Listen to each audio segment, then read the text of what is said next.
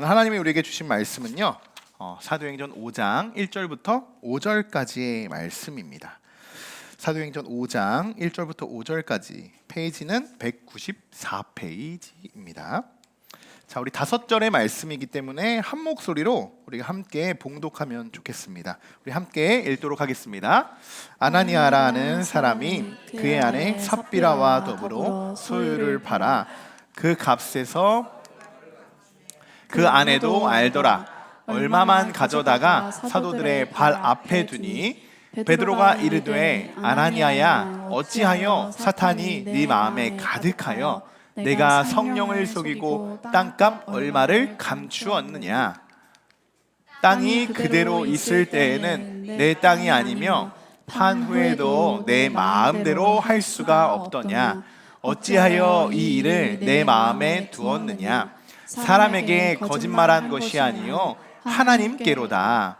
아나니아가 이 말을 듣고 엎드려져 혼이 떠나니 이 일을 듣는 사람이 다 크게 두려워하더라. 아멘.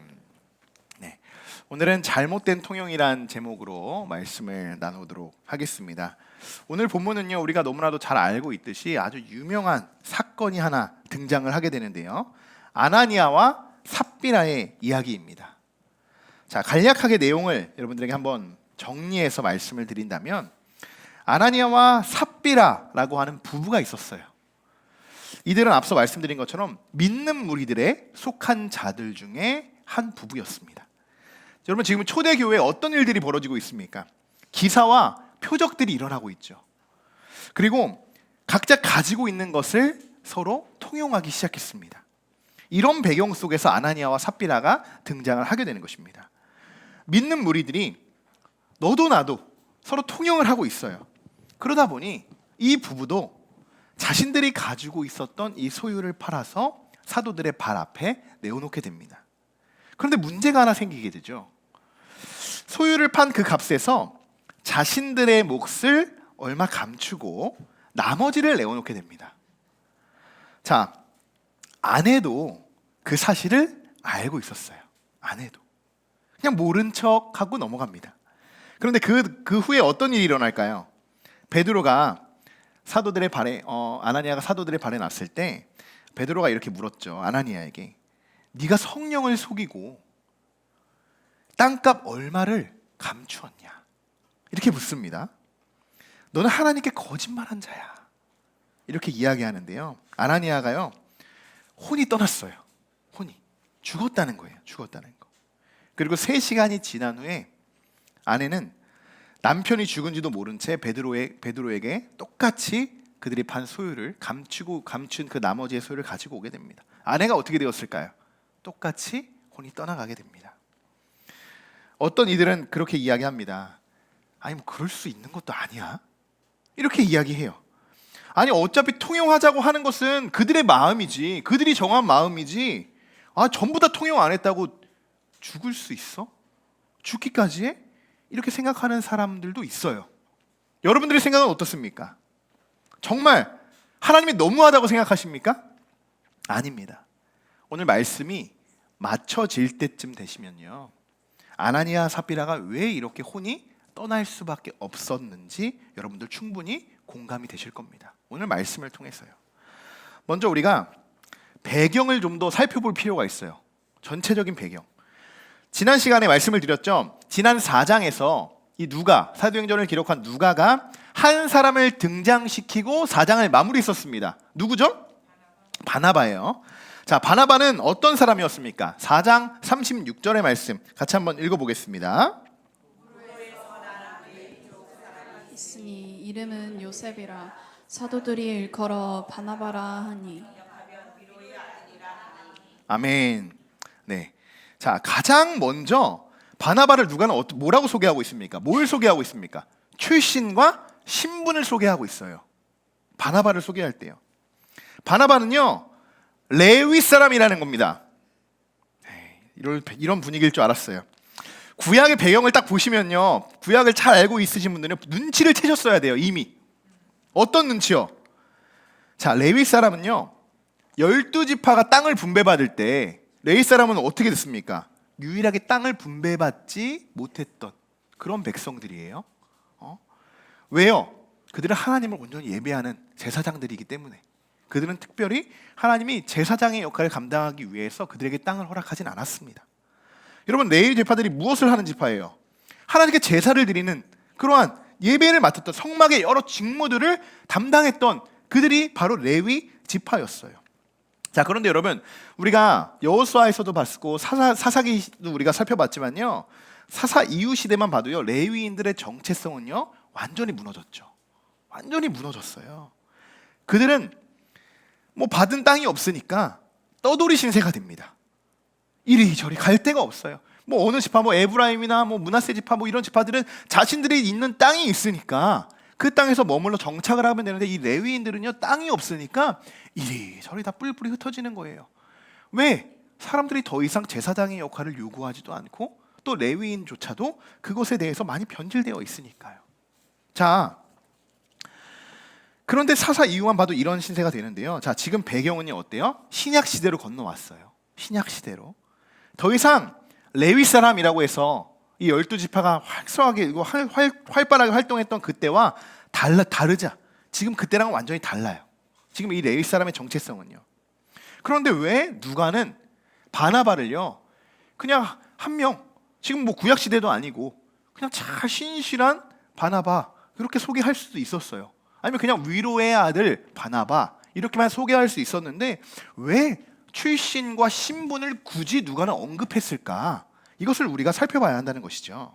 이런 이유들 때문이었을 겁니다. 첫 번째는요, 레위 사람의 후손들은 율법적인 신앙관이 굉장히 강했었습니다. 그럴 수밖에 없어요. 레위 자손의 후손이니까 당연히 그럴 수밖에 없다는 거예요. 늘 어떤 마음이 있어요? 그래도 나는 제사장 출신의 가문인데. 여러분 그렇잖아요. 우리가 뭐 김해 김씨 무슨 파 막 그러면요 우리 시조가 김수로왕이야. 진짜 저희 시조가 그렇습니다. 저희 막 그러면서 뭐 어깨가 막 으쓱으쓱 되잖아요. 그럴 필요 전혀 없는데. 그런데 레위 자손들도요 없지 않아 그런 게 남아 있는 거예요. 이스라엘 백성들 여러분 잘 아시잖아요. 민족성이 굉장히 강합니다. 굉장히 강해요. 그들의 직무가 제사장이었기 때문에 그럴 수밖에 없어요. 하지만 바나바는 레위족 출신임에도 불구하고요, 이제 신약 시대가 됐잖아요.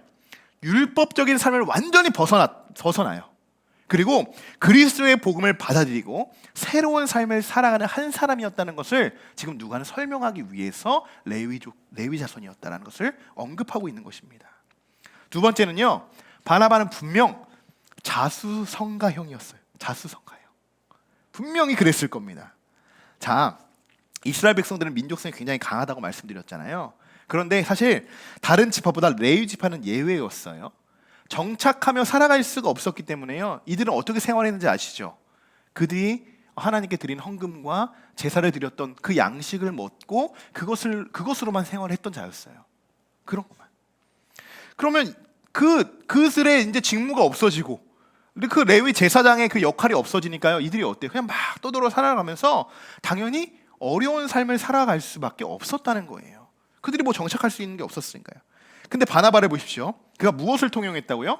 그가 밭이 있음에 팔아 그 값을 가지고 사도들의 발 앞에 두니라. 자, 지금 레위인이 자신의 밭을 가지고 있다는 것만큼 놀라운 사실이 없는 겁니다. 사실 이 말씀 구절 하나만 봐서요, 그냥 바나바가 그냥 자기가 갖고 있던 밭을 팔았구나 이렇게 생각하고 우리가 넘어갈 수 있지만요, 그가 레위인이었다는 거예요. 레위인은 자신의 소유가 하나도 없는 자였지만 신약 시대에 들어와서 그가 어떤 삶을 살아왔는지를 보여주고 있음에도, 그리고 그것이 자수성가형으로 열심히 성실하게 살아가서 그가 밭을 가지고 있었다는 거, 이 자체가 지금 놀라운 사실이라는 거예요. 바나바 여러분 다르게 보이시죠? 그의 출신을 강조했던 거예요. 그래서 여러분, 자 여러분, 그에게 예수 그리스도의 복음이 들어가고요, 그도 믿는 무리들 중에 한 사람이 되어서 이제 그가 가진 모든 것을 다 내어놓고 통용할 수 있었던 것입니다. 여러분, 오늘 말씀 제목이 뭡니까? 잘못된 통용이라는 거예요. 잘못된 통용. 누가는 아나니아와 삽비라의 잘못된 통용을 기록하고 또 이야기하기 이전에요, 이 바나바의 올바른 통용에 대해서 먼저 소개하고 있다는 것입니다.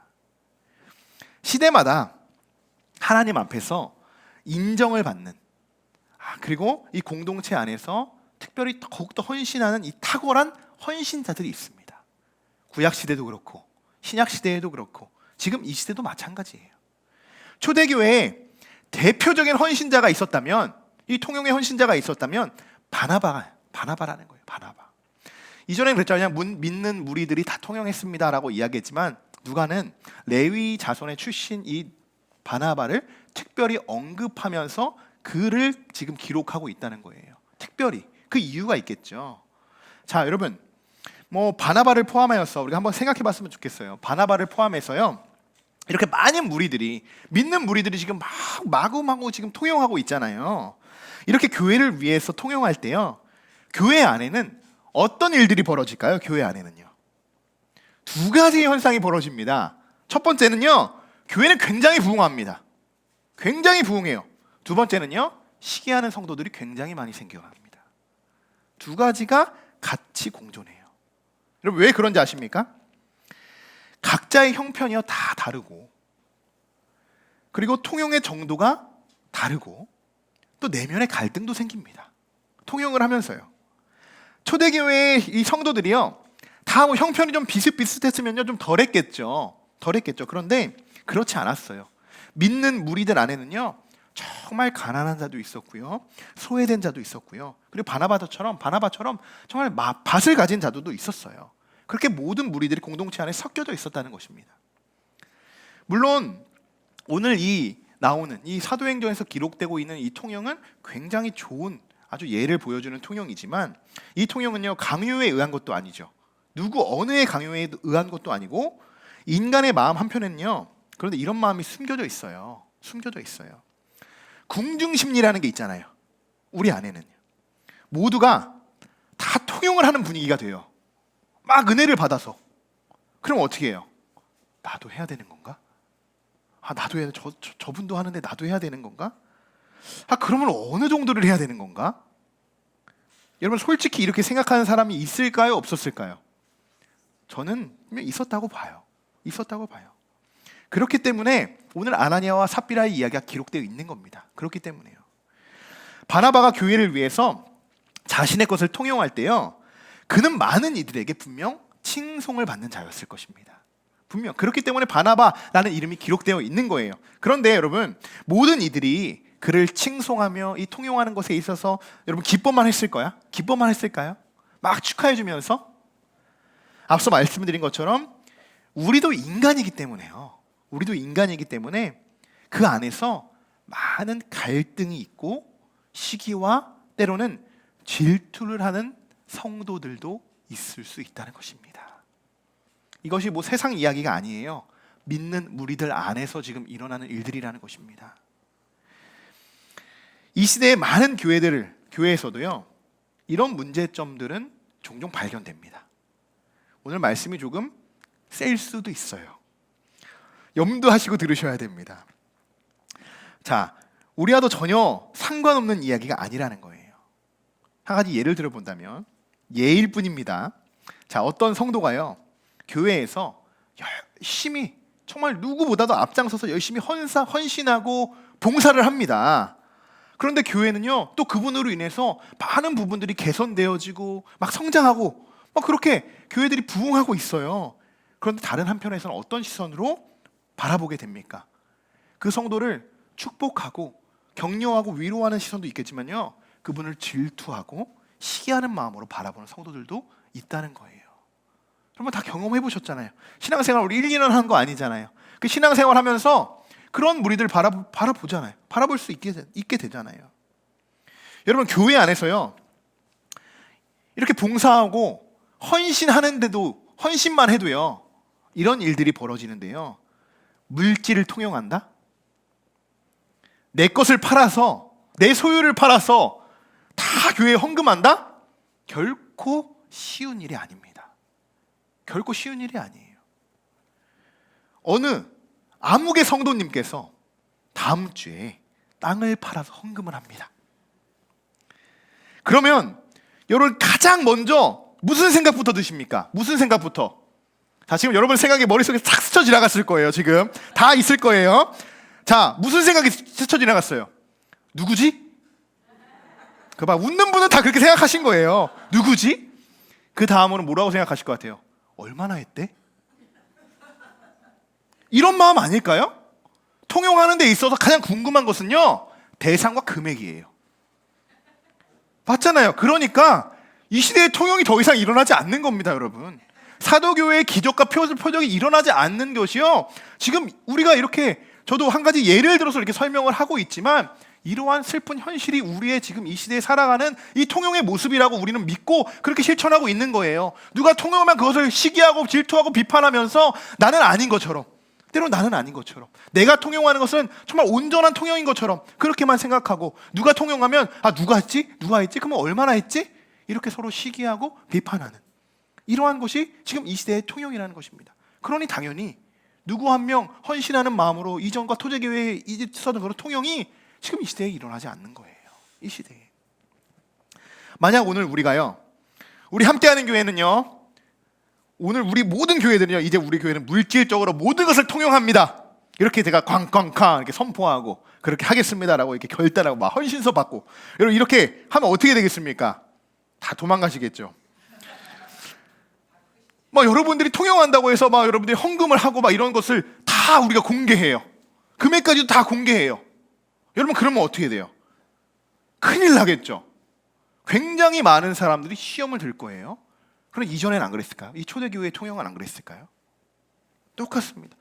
우리가 사실 그렇게 제가 말씀드리는 것이 좀 강력한 예일 수도 있지만요, 이전에 초대교회는요, 전 재산을 다 할 수 있을 만큼의 물질을 통용하고 있었다는 거예요.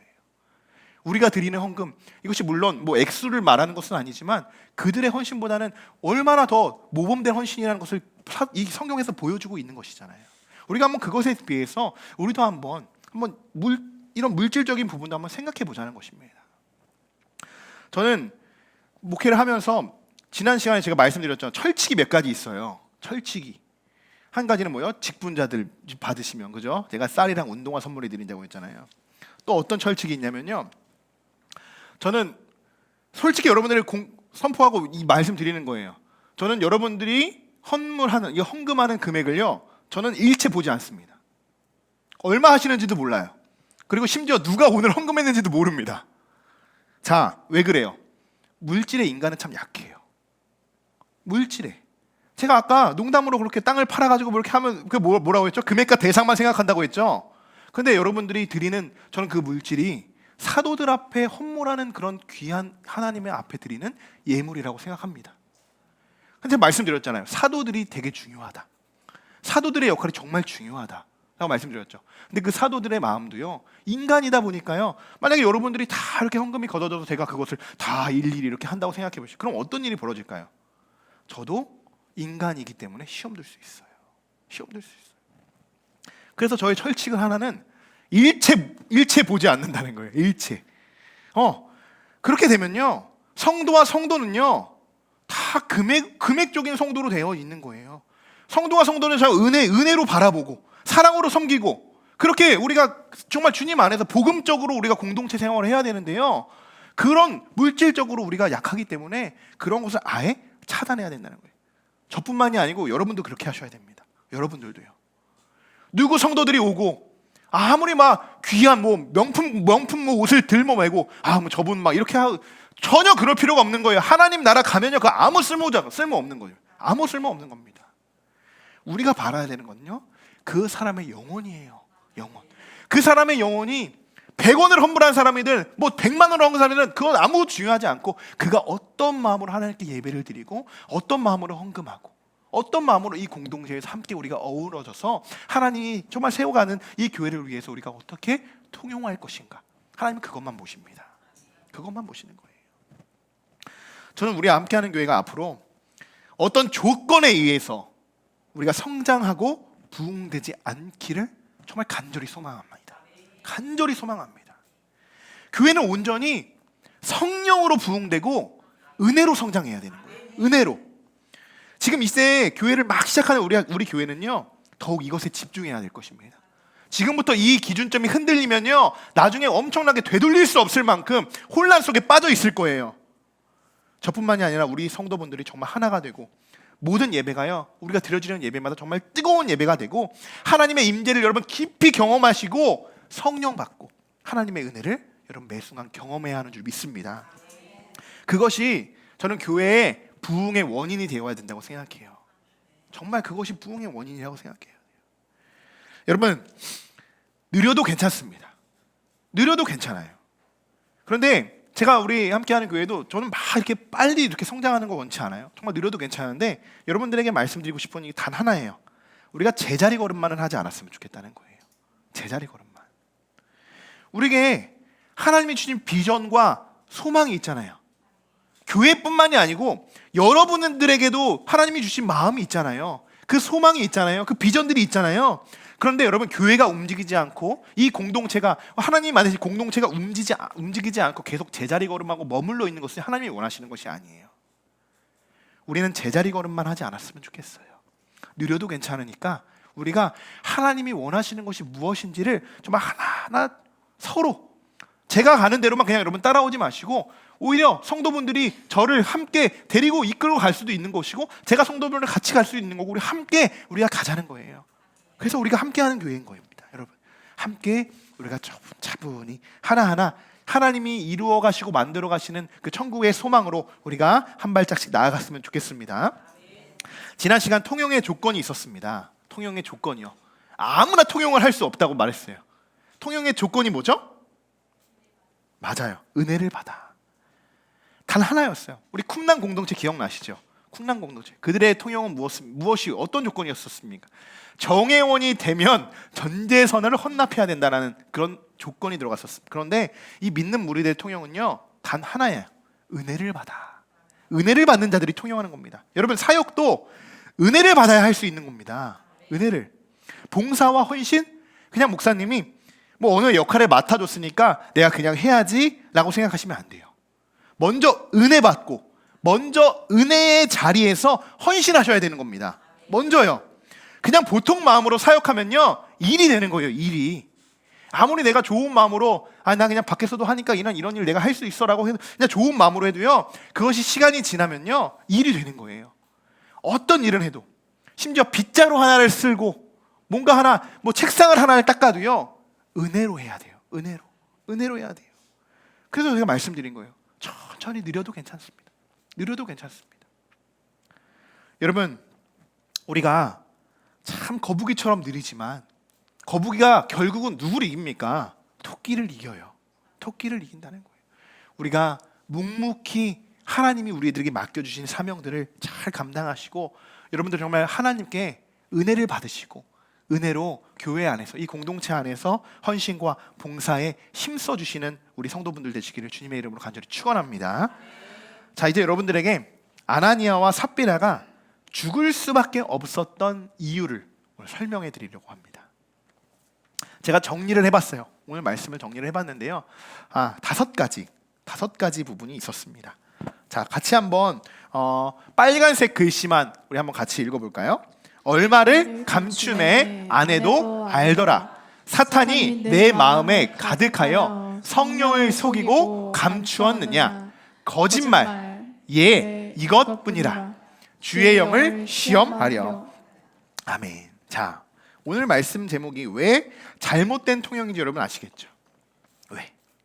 지금 아나니아와 삽비라의 마음에는요, 통용할 때 어떤 조건이 있었다고 했죠? 은혜. 이들에게는 은혜가 없어요. 은혜가 없습니다. 이것이 여러분 그냥 전혀 다른 사람들의 통용이 아니라는 거예요. 지금 그것을 염두에 두고 드셔야 됩니다. 믿는 무리들 안에 지금 아나니아 삽비라도 있는 거예요. 그들이 통용했죠. 근데 그들 안에 지금 은혜가 없다는 거예요. 이 사실도 놀랄 사실입니다. 지금 놀랄 사실이에요.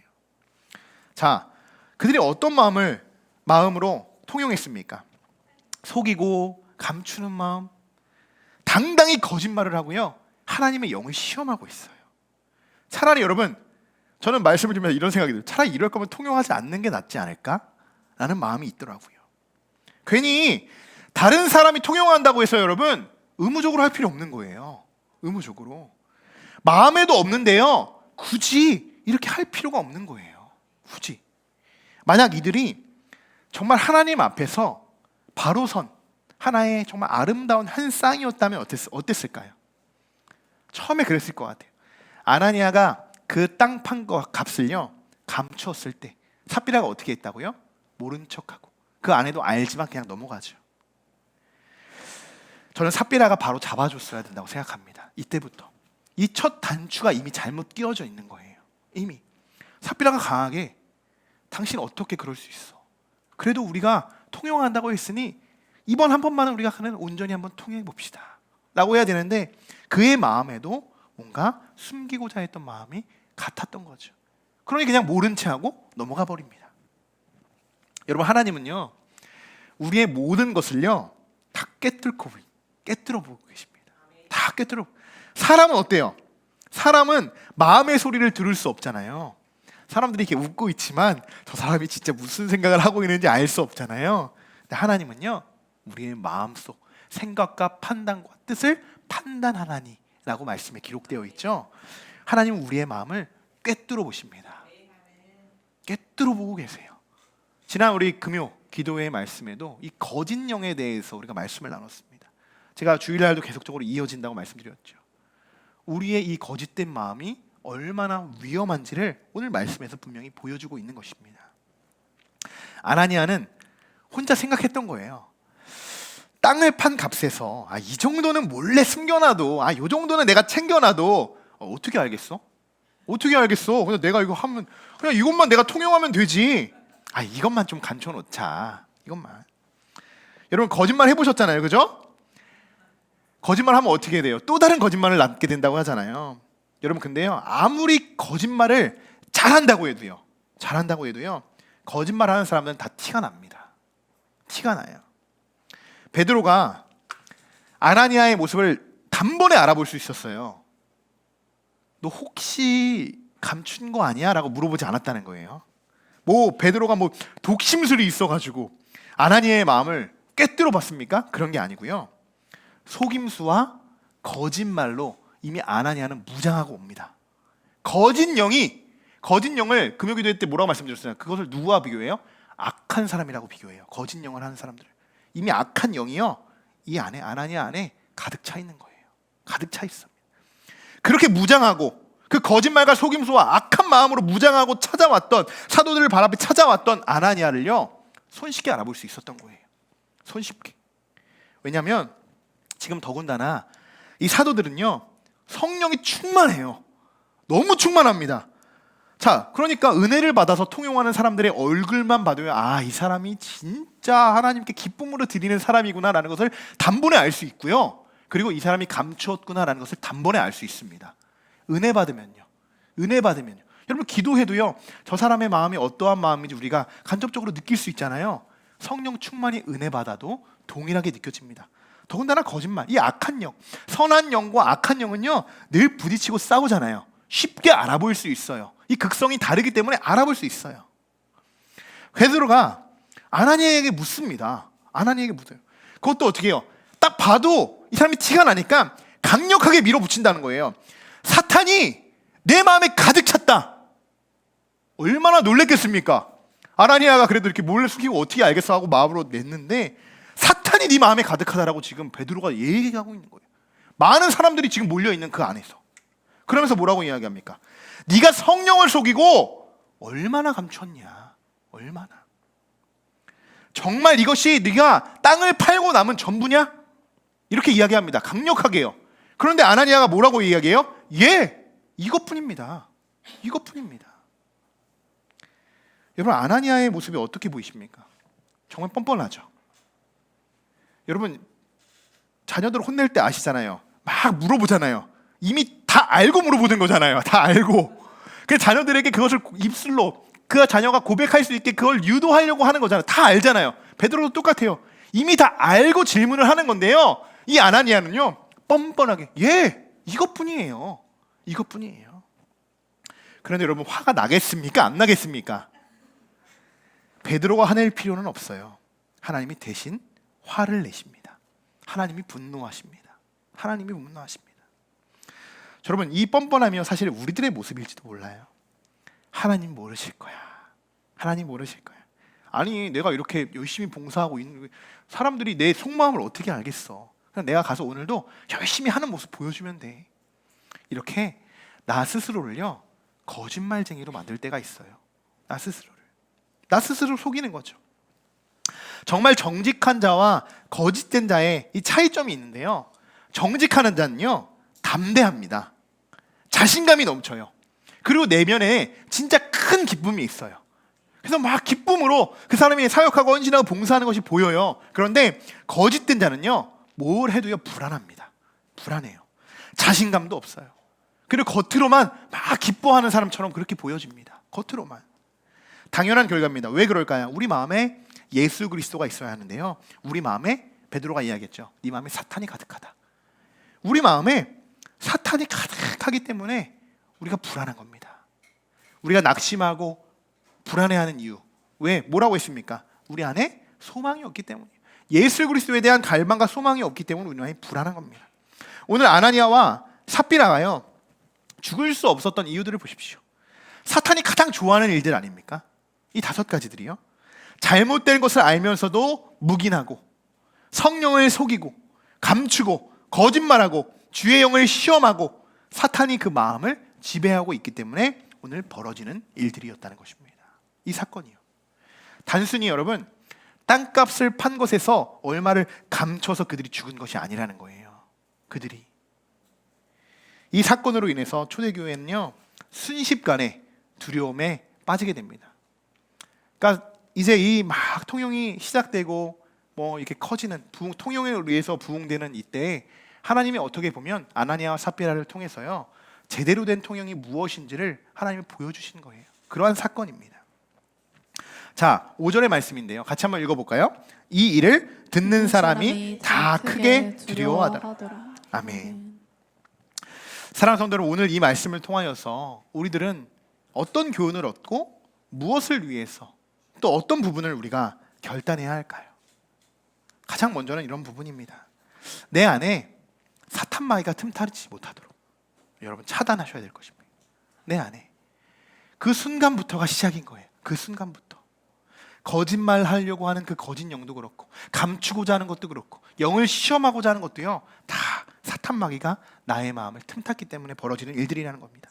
그리고 그 다음으로 여러분 하나님을 시험하는 자가 되지 않았으면 좋겠습니다.